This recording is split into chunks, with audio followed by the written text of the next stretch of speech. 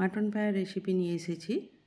পায়াগুলোকে আগে থেকে ভালো করে পরিষ্কার করে ধুয়ে নুন দিয়ে 2টো সিটি দিয়ে রেখেছিলাম। এখন দিচ্ছি হলুদ গুঁড়ো, জিরে গুঁড়ো, লঙ্কা গুঁড়ো,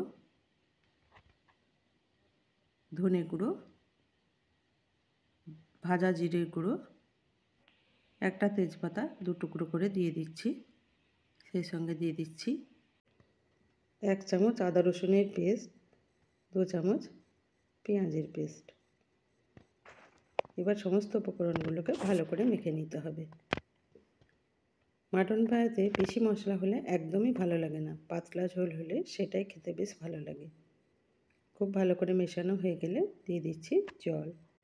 জলটা দেওয়ার পর মনে হচ্ছে হলুদ গুঁড়োটা একটু কম হয়েছে, সেজন্য অল্প একটু হলুদ গুঁড়ো দিয়ে দিলাম। আর সেই সঙ্গে যেহেতু জলের পরিমাণটা একটু বেশি দিয়েছি, দিয়ে দিচ্ছি অল্প একটু নুন। নুন আর ঝালটা অবশ্যই আপনারা আপনাদের স্বাদ অনুযায়ী দেবেন। এবার প্রেসার কুকারের ঢাকনা এঁটে আরও 2টো সিটি দিয়ে নেব।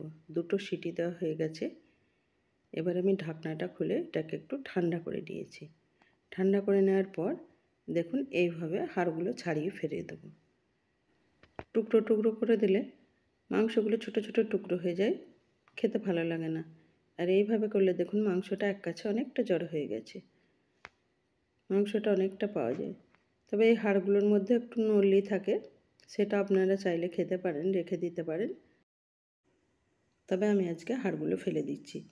আমি এই হাড়গুলো সমেত রান্না করি, সেটাও দেখিয়ে দিচ্ছি। পুরো পায়াটাকে 2 টুকরো করে নিয়ে রান্না করি। এবার আমি এর মধ্যে আরও কিছুটা জল দিয়ে ভালো করে ফুটিয়ে নিচ্ছি, আর সেই সঙ্গে দিয়ে দিচ্ছি কিছুটা ধনেপাতা। ধনেপাতাটা দিয়ে ফুটলেই নামিয়ে নেব। নামিয়ে ঢাকনা দিয়ে রেখে দিয়েছি। এখন দিয়ে দিচ্ছি অল্প একটু সর্ষের তেল। তেলটা আমি 1.5 চা চামচ মতো দিয়েছি।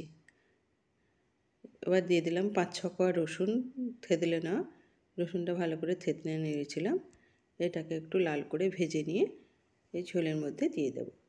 আর ফোটাবো না, রসুনটা দেওয়ার পর ফোটালে রসুনের গন্ধটা চলে যায়, ভালো লাগে না। তো সেজন্য আমি আর ফোটাবো না, রসুনটা দিয়ে জাস্ট মিশিয়ে নিলেই রেডি হয়ে যাবে।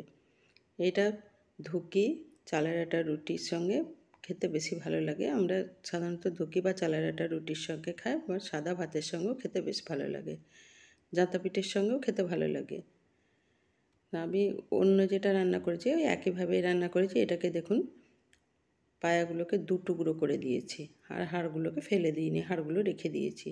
এটাকেও 2টো সিটি দিয়ে রেখেছিলাম। এখন মশলাগুলো দিয়ে জল দিয়ে এটাকেও আরও 2টো সিটি দিয়ে নেব। 2টো সিটি দিলে ঢাকনাটা খুলে নিয়ে এর মধ্যে ধনেপাতা দিয়ে আরেকবার ফুটিয়ে নেব। মাটন পায়া কীভাবে পরিষ্কার করি সেটা দেখতে চাইলে অবশ্যই কমেন্টে জানাবেন, একদিন দেখিয়ে দেব। ধনেপাতা দিয়ে ফোটানো হয়ে গেছে। এখন আমি এর মধ্যে রসুন ভেজে এটা ফোড়ন দিয়ে দিচ্ছি। মাটন পায়াটা আমাদের এইভাবে রান্না করলে বেশি খেতে পছন্দ করে। একটা হাড় সমেত রান্না করেছি, আর একটা হাড় ছাড়া রান্না করেছি। আমার এই মাটন পায়ার রেসিপিটা ভালো লাগলে লাইক, কমেন্ট, শেয়ার করে দেবেন। আজ এই পর্যন্তই। পরের দিন আবার চলে আসবো অন্য কোনো নতুন রেসিপি নিয়ে। ভালো থাকবেন, সুস্থ থাকবেন। ফুল রেসিপি দেখার জন্য ধন্যবাদ।